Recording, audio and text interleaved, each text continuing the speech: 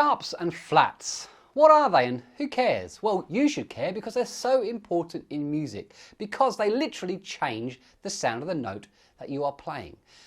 But firstly, what is a flat and what is a sharp? Now this is very easy to understand if you can get into your head a little picture that I'm going to paint for you. I want you to imagine you're running around in the back garden and your mum said, make sure you put your shoes on. Come on, mum, it's the summer, I'm not wearing shoes, you think, and you run around, you're having a great time, maybe you're running through a sprinkler or something, and suddenly you stand on something sharp. Something sharp. Now, if you stand on something sharp, firstly it's going to hurt, but secondly it's usually because it's sticking up out of the ground.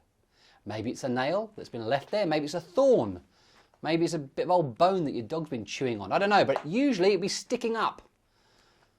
And therefore, it's sharp. You're standing on something that's sharp. It's sticking up. And then maybe the next day you think, well, I'm not going to run around the garden with no shoes on anymore. I'm going to take my bike out. And you go to the shed and you pull your bike out and you haven't ridden it for a few weeks, maybe months, and you blow the dust off it and chase the spiders away. And then you notice that you're a little bit lower to the ground when you last sat on it because your tyre is flat. The tyre's flat. And you have become lower. The tyre has become lower. The bike has become lower because the tyre is flat. Sharp sticks up, flat goes down.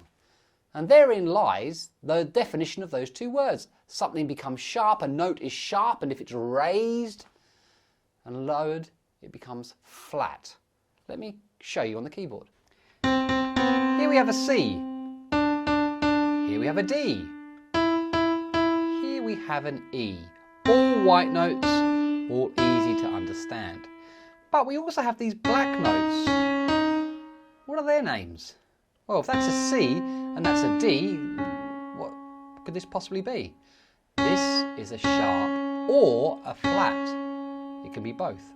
Let's have a look. Well, it's slightly higher than C. It sticks up above, it goes higher in pitch. Sticks up. Now if you remember, sharp means up. Well, for our purposes it means up. So C, if it's a little bit higher than C, C sharp. But it's a little bit lower than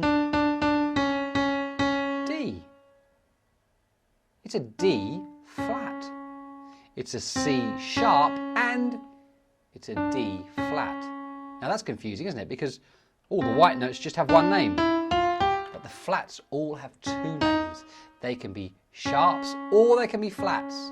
It can be a D flat or a C sharp. If we look here, C, D, E, we see that E doesn't have a sharp. It only has a flat. If we keep going, we see that B doesn't have a sharp. It only has a flat.